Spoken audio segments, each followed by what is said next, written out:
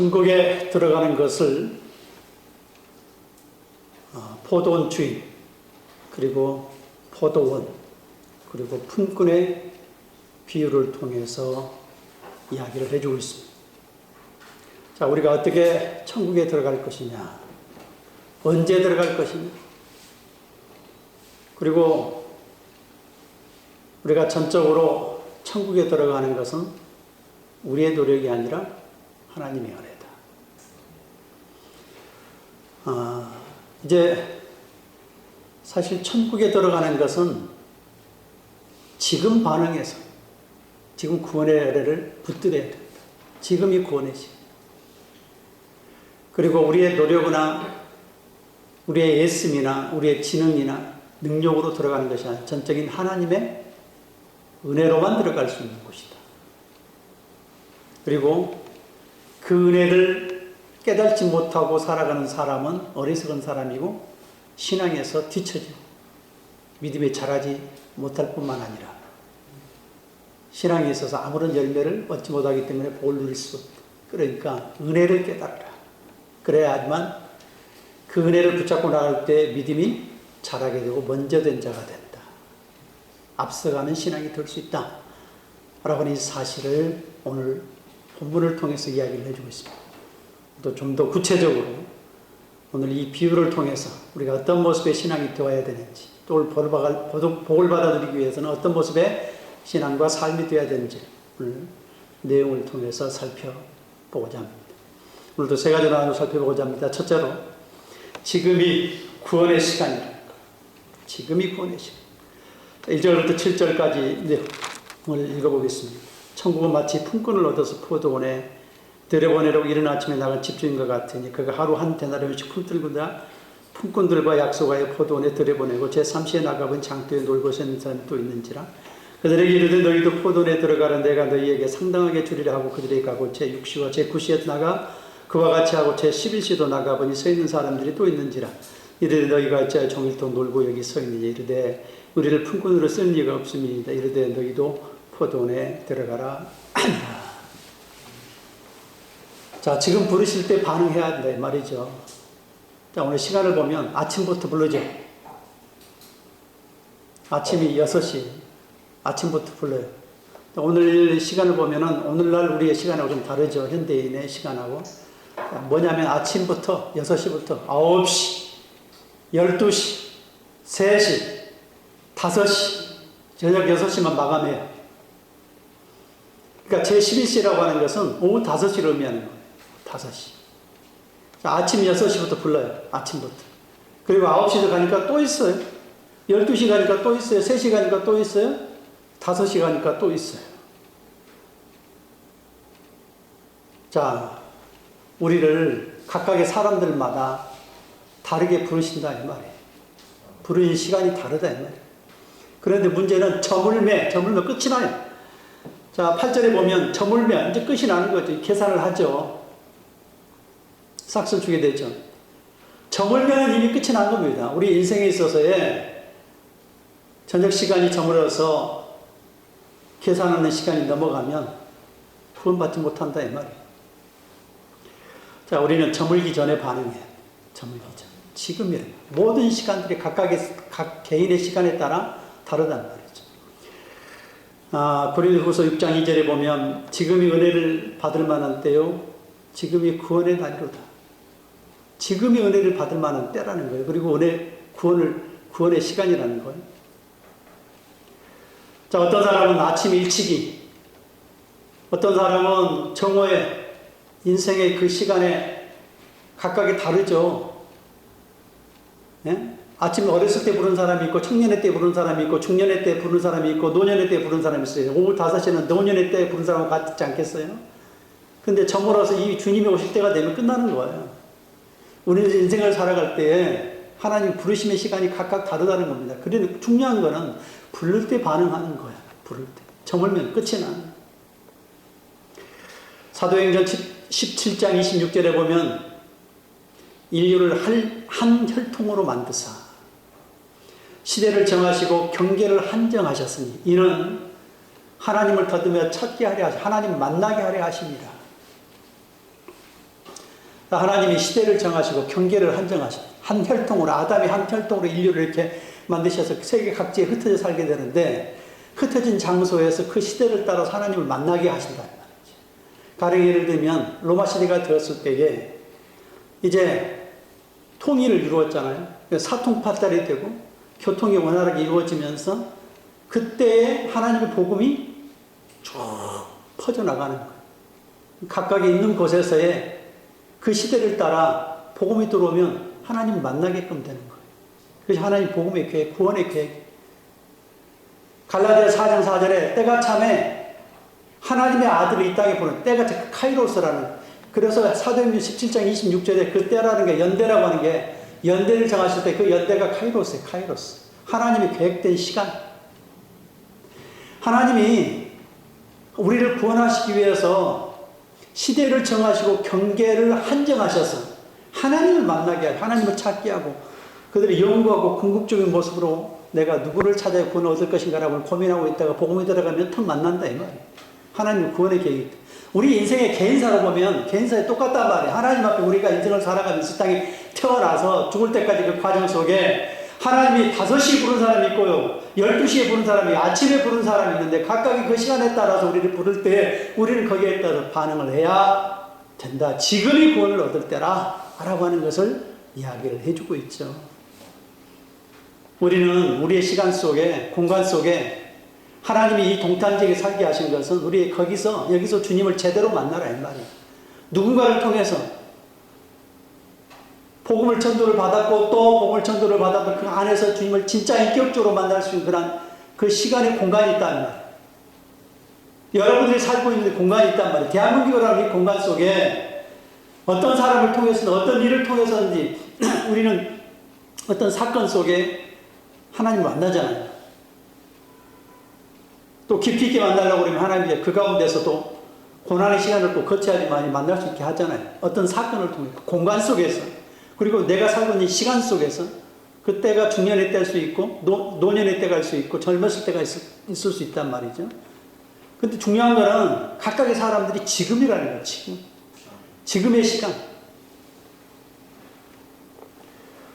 하나님이 마태복음 10장 11절에 보면은요, 합당한 자를 찾으신다는 거죠. 제자들을 보내가지고 너희는 어느 마을에 들어가면은 거기에 합당한 자를 찾으라는 거예요. 문을 톡톡톡 두드려서 그 사람이 받아들이면 합당한 자라고 하는 것은 반응하는 자예요. 그러면 거기서 머물러요. 결국은 계시록 3장 20절에 누구든지 내가 문 밖에서 문을 두드리니 누구든지 내 음성을 듣고 문을 열면 내가 그에게로 들어가 더불어 먹고 그는 나도 더불어 먹는다면 주님이 우리에게 지금 어떤 사람을 통해서 우리의 문을 톡톡 놓고 한단 말이죠. 그럴 때 우리는 고백하고 들어오면 너는 거기서 머물러 이야기하잖아요. 그 복음이 우리 안에 들어오면 머물게 돼요. 복음이 예수님이 우리 안으로 들어오게 된다 이 말이에요. 그럴 때 우리는 지금 반응하는 거예요. 그걸 거부하면 끝이 난다 이 말이에요. 여러분 부자와 나사로라고 하는 누가복음 16장을 통해서 우리는 늘 이 말씀을 접하게 되잖아요. 자주 반복해서 이야기하는 내용이지만 부자와 나사로의 사건은 지금이라는 시간을 우리에게 교훈을 주고 있죠. 누가복음 16장에 부자와 나사로는 각각 죽어서 나사로는 거지로 살다가 아브라함의 품에 갔고 부자는 잘 먹고 살다가 주님 없이 살아도 괜찮겠다 그렇게 살다가 나중에 지옥에 갔어요.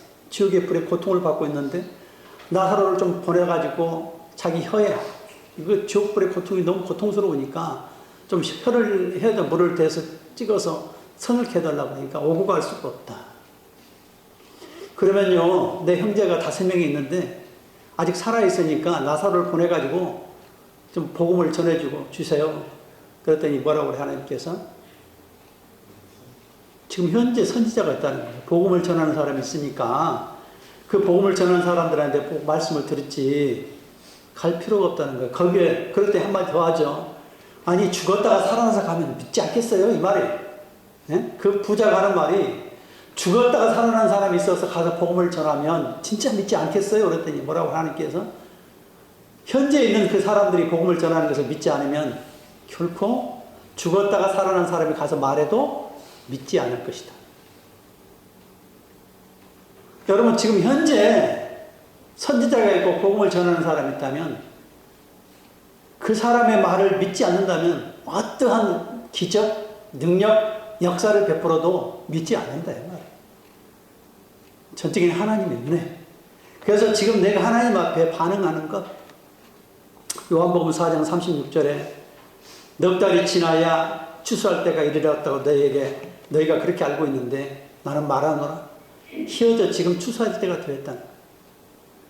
지금 농사를 보면 몇 달 후에, 4달 후에 지나야만 추수할 곡식들이 열매가 맺고 추수하게 되는데, 아니, 겉으로 보면은 지금 이제 파릇파릇 이제 올라오고 있단 말이죠. 그런데 예수님께서 뭐라고 말씀하세요? 희어져 추수할 때가 되었다. 영적인 의미죠. 영적으로 지금 추수할 곡식들이 사람들이 있다는 거예요. 그들을 가서 추수하라. 그래서 마태복음 9장 38절에 그렇다면 추수할 일꾼을 보내달라고 기도해라. 그 사람들을 향해서 나가서 복음을 전하고 또 그 사람들이 일할 수 있는 사람들이 와야 되지 않게 추수할 일꾼들을 보내달라. 마태복음 9장 38절. 그렇게 하라. 그러면 그렇게 했을 때 하나님의 은혜의 역사가 나타날 것이다. 주어진 시간과 공간 속에서 주님을 만나는 것, 지금 만나는 것, 그리고 복을 받아 누리는 저와 여러분 될 수 있기를 주의 이름으로 축원합니다. 두 번째로 구원은 하나님의 은혜라는 거예요. 은혜. 자, 지금 우리가 구원을 받아야 되고, 근데 그 구원은요, 은혜, 전적인 하나님의 은혜. 8절부터 13절까지 점을 베푸던 주인이 천지에 이르되 품꾼들을 불러 나중 온 자로부터 시작해서 먼저 온 자까지 싹쓸 줄 아니 제11시 온 자들이 와서 한 대다리씩을 받거늘 먼저 온 자들이 와서 더 받을 줄 알았더니 그들도 한 대다리씩 받은지라. 받은 후 집주인을 원망하여 이르되 나중 온 지 사람들은 1시간밖에 일하지 아니하였거늘 그들을 온종일 수고하며 더위에 견딘 우리와 같게 하였나이다. 주인이 그 중에 한 사람이 대답하여 이르되 친구여 내가 내게 잘못한 것이 없노라. 내가 나와 한 데나리온 약속을 하지 아니하였느냐. 구원은 약속에 따라 받는 선물이에요. 자, 오늘 본문이 일하는 것을 통해서 우리 비유를 얘기했잖아요. 자, 한 싹쓸 줄 때 한 데나리온 약속을 했어요. 약속은 아침에 오든 오후에 오든 그냥 한 데나리온이라고 하는 이 싹쓸 약속한 거예요. 약속의 근거에서 주는 거예요. 약속이. 구원도 우리의 노력이 아니라는 거예요. 노력이. 자, 아침에 온 사람도 약속은 한 데나리온이잖아요.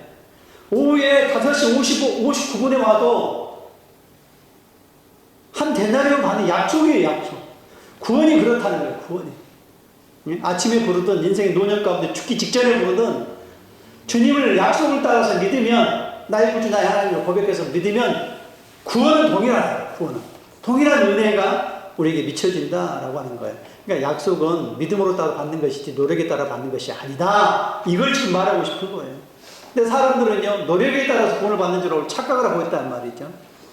여러분 우리가 노력에 따라 살아가는 삶에 상급을 주는 것과 달라요. 구원은 하나님 앞에 우리가 몇 시에 부르든 동일한 약속을 따라서 그 싹쓸이 받는 거예요. 동일한 약속을 따라서. 그러니까 노력에 초점을 두지 말아라. 그러니까 노력에 초점을 두면 늘 비교하게 돼. 자기의 노력에. 그리고 그 초점은 주님한테 초점을 맞추는 것이 아니라 자기 자신한테 초점을 맞추기 때문에 내가 이렇게 일을 했는데 내 노력이 이렇게 들어갔는데 그러니까 불평을 하게 될 수밖에 없죠. 오늘 본문의 이야기는 원망하잖아요. 원망. 왜 59분에 받는 사람 5시 59분에 와도 똑같이 받는다라고 하는 말이 안 되지 않느냐 이렇게 이야기를 하는데 이게 지금 은혜라는 것을 강조를 하고 있는 것이죠. 언제나 자기의 노력에 초점을 맞추면 사람들은요 그 노력에 의해서 불평하기 시작을 한단 말이죠. 은혜를 보면 싹 사라지죠. 바리새인이 약점이 뭔 줄 아세요? 바리새인 누가복음 58장 11절 12절에 보니까 그렇게 기도하죠. 나는 다른 이와 같지 않다. 불법도 행하지 아니하고 간음도 저지르지 아니하였고 다른 이처럼 그렇게 불의를 행하지도 아니하였다. 그리고 세리와 같지 않은 것도 감사한다는 거예요. 세리와도. 가장 그때 당시 요거도 먹었던 세리. 부정축제를 속이고. 그리고 나는 일주일에 2번씩 금식을 한다는 거예요. 그게 이제 자랑이 되는 거예요. 저들은 못하는데 나는 한다. 이제 종교적인 태라 자기 노력이죠. 여러분 기도도 자기 노력을 하는 기도는 의미가 없어요. 어떤 틀에 맞춰서. 그 다음에 10의 1조도 꼬박꼬박 하나님 앞에 드리는 거예요. 10의 1조는 당연히 해야 되는 거지만 그 10의 1조를 하는 것에 그 방점이 있는 거예요. 이게. 자기 의예요, 자기 의. 의는 10분의 1은 하나님 앞에 감사의 표현이에요. 나를 이렇게 은혜를 베풀어. 창세기 14장에 멜기체덱에게 나와가지고 아브라함이 자기 조카 롯을 구하고 난 다음에 돌아올 때에 그 318명을 데리고 나가서 이길 수 없는 그런 상황이지만 하나님께서 함께 주셔서 다시 모든 전리품을 찾아와가지고 멜기세덱에게 10분의 1을 드리잖아요. 그건 감사의 표현이에요. 모든 표현이 하나님이 함께 해주셨다라고 해요.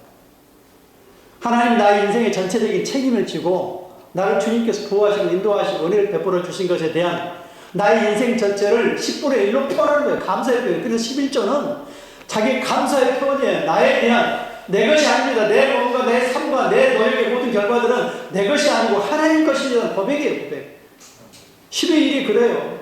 10의 1을 통해서 10분의 9, 즉 10의 10이 다 하나님 거라는 고백이에요. 왜요? 하나님 우리도 먹고 살아야 되고 우리도 하나님의 삶 속에서 누려야 되기 때문에 10분의 1은 너희가 생활하지만 10분의 1을 통해서 10분의 10, 100이라고 하는 것을 전부 다 내가 너에게 받는 것과 같이 치였다 이 말이에요. 그러니까 10의 1은 다 드리는 거예요. 다 드리는 거예요.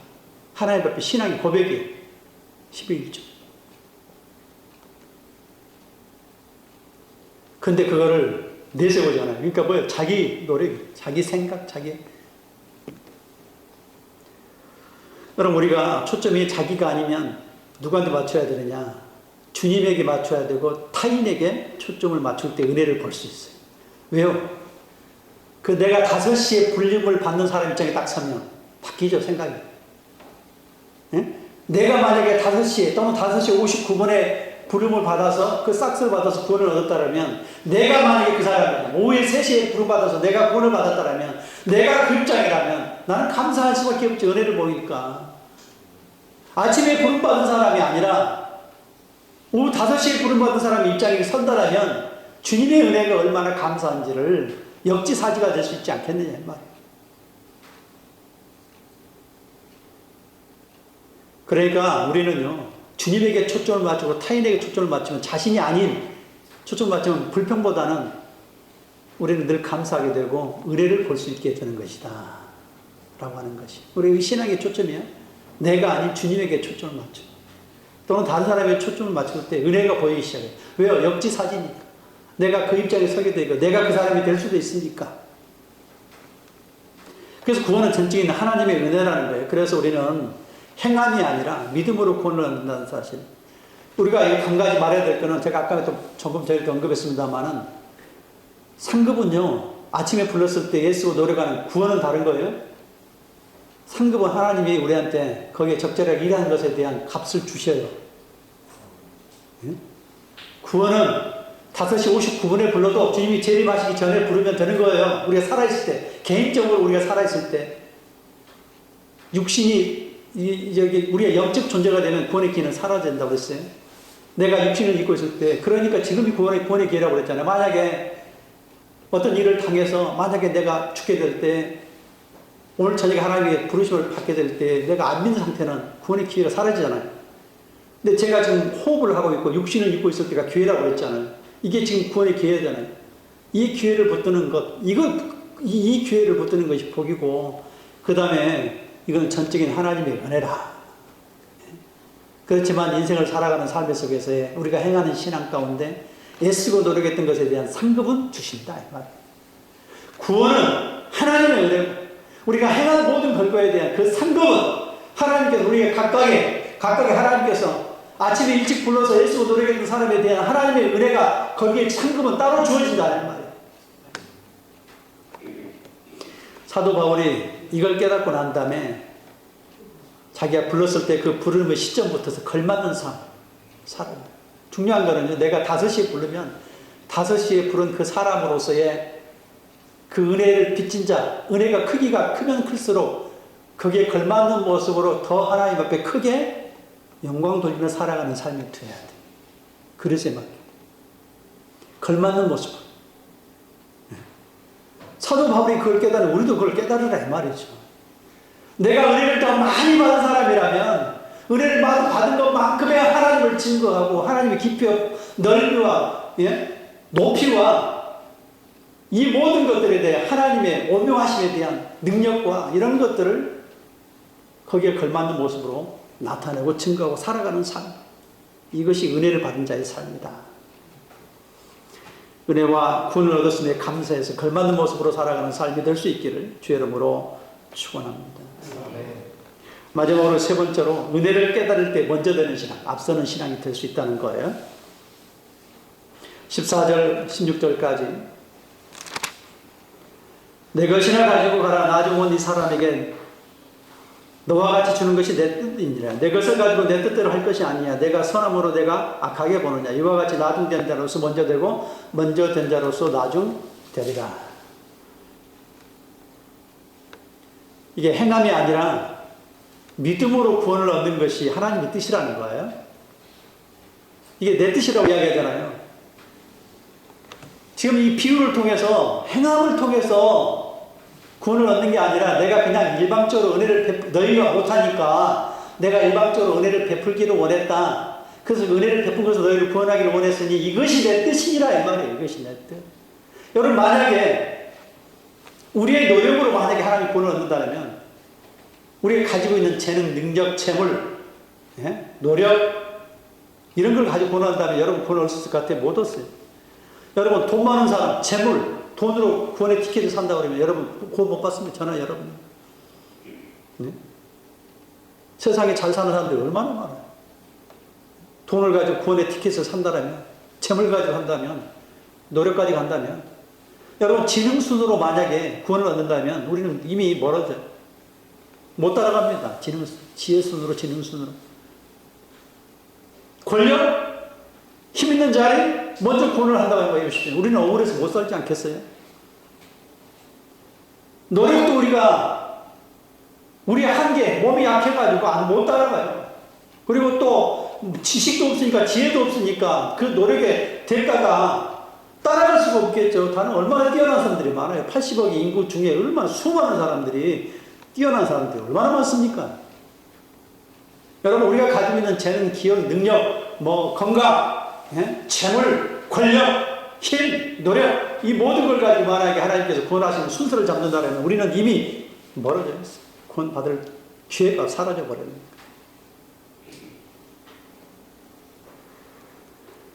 사실은 그래서 하나님의 은혜를 베풀어 주신 모든 사람에게 아무것도 하는 것 없이 믿음으로 받아들이는 게 하나님의 선이라는 거야. 선. 오늘 본문에 이야기를 하잖아요. 내 뜻인데 내 뜻대로 하는 것이 내가 선이다. 이 말이에요. 선. 내가 선한 것을 행하는데 네가 악하게 보느냐? 이게 선이다. 율법으로 어떤 걸 행해서 자기의 노력을 가지고 구원을 얻는 게 아닌 거 아시나 나는 일방적으로 너희에게 은혜를 베풀어줘서 값없이 너희가 사서 구원을 얻고 하는 것이 이게 내 뜻이고 이게 선이다. 선. 하나님의 선이에요. 이게. 이거를 깨닫지 못하고 우리가 자기 노력으로 뭔가 애쓰고 신앙생활을 하는 사람들은요, 이거는 신앙의 퇴보를 가져온다는 거예요. 그래서 오늘 본문 속 이야기하는 거예요. 이게 믿음이 자라는 비결이고 앞서가는 신앙의 비결이라는 거예요. 만약에 우리가 아직도 유대인들의 그 율법의 신앙 속에 오늘날 우리도 마찬가지예요. 기독교 안에서도 율법의 신앙 가운데 뭔가를 행해서 뭔가 노력해가지고 얻으려고 하는 그런 신앙이 머무는 사람 많잖아요. 주님의 은혜를 깨달지 못하고 진리를 알지니 진리가 너희를 자유케 한다고 이야기를 했음에도 불구하고 수고하고 무거운 짐진 자들아 다 내게로 오라. 내가 너희를 쉬게 하리라. 나는 마음이 온유하고 겸손한 내 멍에를 메고 내 짐을 지라. 이게 너희에게 복이라는 거예요. 너희가 할 것이 없이 너희는 그냥 값없이 사고 그냥 주님 앞에 들어와. 이게 선이고 이것이 하나님의 계획이라면 그 선 안에 동참을 해라. 그럴 때 그것에 너희가 믿음의 침도가 일어난다. 그런데 아직도 그걸 깨닫지 못하고 너희 스스로 노력해서 뭔가 이루려고 하려고 너희는 잘못 신앙하는 것이다. 신앙을 하는 것이다. 이걸 깨닫지 못하는 것은 악이라는 거야. 그래서 누가복음 앞에 마태복음 19장에 보면은요, 부자 청년 예를 앞에서도 이야기하잖아요. 오늘 본문서도 이야기하는데 부자 청년의 결론이 뭔 줄 아세요? 먼저 된 자는 나중 되고 나중 된 먼저 될지. 오늘 포도 품꾼의 결론도 뭔 줄 아세요? 뭐라고 이야기했어요? 나중 된 자는 먼저 되고 먼저 된 자는 나중 된다고 이야기를 하잖아요. 부자 청년이 어떤 내용이에요? 내가 어떻게 하면 영생을 얻을 수 있으니까 무엇을 해야 할까? 그랬더니 대답을 할 때 뭐라고 이야기해요? 너가 하나님을 사랑하고 이웃을 사랑해. 다 행했지 않습니까? 그러니까 너가 한 가지 부족한 거에서 율법의 핵심을 지금 찔러내는 거예요. 하나만 너가 잘못해도 율법은 행한 것이 아닌 것이 아니라 행하지 않는 것이라는 거예요. 예? 그 율법은 결국 행할 수 없다. 모두 만족시킬 수 없는 것이다. 율법으로는 다 지키면 행할 수 있지만 율법으로는 구원을 얻을 수 없다. 그래서 박는 거예요. 너가 한 가지 부족한 것이 있으니 끝없이 계속해서 가지가 치고 나와요. 거기에 그 하부에서. 내가 가지고 있는 걸 가지고 다 팔아서 강한 자 나누어 절하고 그랬더니 못해. 고민하면 도망가 그냥 가잖아요. 그랬더니 뭐라고 이야기합니까? 제자들이 하는 말이 그러면 누가 구원을 얻을 수 있습니까? 부자는 못 들어가겠네요. 그때 하나님께서 예수님께서 뭐라고 말씀하셔요? 사람으로는 할 수 없어도 하나님으로서는 할 수 있대요. 사람이 하는 게 아니라 하나님이 하신다는 거예요. 사람으로는 할 수 없지만 하나님으로 할 수 있다는 거예요. 하나님께서 하신다 이 말이에요. 그러면서 그 다음에 뭐라고 그랬어요? 예? 먼저 된 자로 놔둔다고 나중에 이걸 깨닫지 못하면 하나님이 하신다는 사실을 깨닫지 못하고 자기 노력으로 뭔가 하려고 이루려고 그러고 예수 노력하는 그런 아주 바보다. 바보. 어리석은 자라. 이거는 신앙의 퇴보가 이루어진다는 말이에요. 그러니까 먼저 불렀어도 이스라엘처럼 먼저 불렀어도 아직도 율법 가운데 머물러가지고 주님의 은혜를 알지 못하고 열매를 맺지 못한다라고 그러면 어떻게 한다는 거예요? 너희 신앙의 퇴보야. 이걸 깨달은 것이 하나님의 뜻이고 하나님의 선이라고 그러면 우리는 깨달았다면 우리는 주님의 은혜 가운데 빨리 들어가라. 하나님이 하신다고 했지 않느냐? 네가 하는 게 아니라 하나님이 하신다 했지 않느냐? 그래 이사야 6장 9절에 들어도 깨달지 못하고 보기는 보아도 알지 못하는도다. 이 백성이 아무리 들어도 깨달지 못하고 아무리 말씀을 보아도 알지 못하는 얼마나 답답하겠어요. 강단에서 하나님 말씀이 선포되는데 자기 노력으로 살려고 하는 이 은혜를 깨닫지 못하는 것. 주님을 다 완성해 놓으셨다고 이야기하셨는데 이제는 너희는 주님을 의지하고 가면 된다고 그러는데 수고하고 몸짐진 자들아 다 내게로 오라. 내가 책임을 지겠고 내가 너를 끌고 가는데 너는 내 안으로도 내가 너희 안에 들어가면 너는 그냥 같이 따라오면 되느니라 라고 이야기를 했었다 이 말이에요. 진리를 알 때는 진리가 너희를 자유케 하리라. 그 자유는 주님 안에서 자유를. 이게 어떻게, 이걸 깨닫고, 예? 주님으로 열면. 그래서 히브리서 6장 7절에 뭐라고 얘기해? 하늘에서 비가 쭉 내리면, 그 은혜의 비가, 단비가, 그게 하늘의 복음의 비잖아요. 단비가 내리면, 땅에, 우리의 땅이라고 하네, 땅에 단비가 심령에 촉촉이 적셔지면, 합당한 채소, 열매를 맺어요. 합당한 채소, 예수 그리스도. 예수 그리스도 열매가 땅에 맺혀져야 돼. 하늘의 복음의 단비가 우리에게 계속해서 적셔서 계속 적셔지면 합당한 열매, 채소가 열매가 나와야 되는데 땅에서 우리의 마음에 받쳐서 주님이라고 하는 열매가 맺혀져야 주님으로 자라난다. 맺혀져야 되는데 아무리 듣기는 들어도 깨달지 못하고 보기는 봐도 알지 못하는 그런 그 어리석음 속에서 이사야 이야기를 하잖아요. 저를 구원을 받지 못하게 하라. 듣지 못하게 하라. 들어도 깨닫지 못하게 하라. 여러분 우리가 그게 아닌가 싶어요. 강단에 선포되는 이 말씀이 아무리 이야기를 해도 율법으로 행하는 그 신앙으로 받고 주님의 은혜 가운데 주님의 뜻, 주님의 선한 그 생각을 우리가 깨닫지 못하고 내 안에 주님의 열매를 맺지 못하고 주님으로 행하지 못하는 그런 신앙이 된다면 퇴보하는 신앙이 이걸 왜 못 깨달으냐. 너희는 퇴보하는 신앙하고 나중에 먼저 내가 유대인들처럼 나중에 내가 되려고 그러느냐? 그러지 말아라. 하나님의 은혜를 깨달아 그 은혜 속에 직접 들어가라. 그리고 예수님 붙잡아 예수님의 열매를 맺어라. 그게 너희가 자라나는 신앙이다. 먼저 되는 신앙이다. 앞서는 신앙이다. 이걸 말하고 싶어 하는 거야. 그러면 늦게 부름을 받았어도 사도 바울처럼 그 속에 예수님으로 가득 열매로 맺었다는 걸맞는 삶을 살아가야죠. 강력하고 파워풀한 그런 삶을 살아가게 되겠죠. 왜? 자기 안에 예수님의 열매가 맺혀지니까. 예? 아침부터 불렀다고 그랬잖아요. 그렇다 할지라도 그 안에 열매가 맺혀지지 못하면, 깨닫지 못하면 아무런 의미가 없어요. 자기 노력으로 뭔가 해보려고 해요. 자기 노력이 아니라는 거예요. 우리가 주님 안에서, 주님의 의해서 살아갈 때 그 안에서 행함이 진짜 열매라는 거예요. 여러분, 행하지 말라는 게 아니에요. 주님의 은혜를 알고 그 안에서 주님으로 행할 때 열매가 나타나요. 강력하게 나타나요. 주님으로 행할 때. 은혜로 오신 예수님을 믿음으로 붙드는 신앙을 통해 복을 받아 누리는 저와 여러분이 될 수 있기를 주의 이름으로 축원합니다.